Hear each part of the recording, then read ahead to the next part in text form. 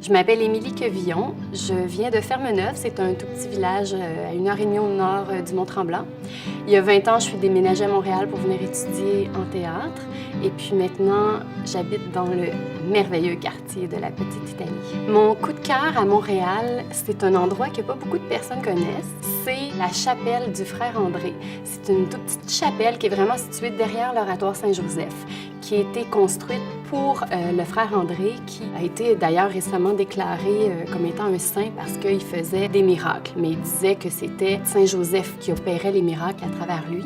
C'est une toute petite chapelle là, qui est toute entourée de forêts. C'est vraiment beau, c'est tranquille, c'est tout petit, tout petit, tout petit. Puis en haut, on peut même monter à l'étage où le Frère André vivait sur un mini-lit, là, beaucoup plus petit qu'un lit simple. Puis il y avait juste une petite table, puis un petit foyer là, pour faire cuire ces choses. La chapelle du Frère André, ça m'inspire la sérénité, ça m'inspire le calme. Quand on rentre à l'intérieur, on voit vraiment à quel point il y a eu des miracles. On voit toutes les béquilles, on voit plein de gens qui ont écrit des mots pour remercier Saint-Joseph à travers le Frère André. Je trouve que c'est un lieu de miracle, de gratitude.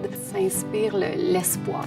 Pour moi, c'est un incontournable pour les touristes parce que c'est un lieu où on a vraiment une vue sur Montréal. C'est vraiment haut, entouré de forêts. Pour les gens pas croyants, c'est comme en Europe en fait.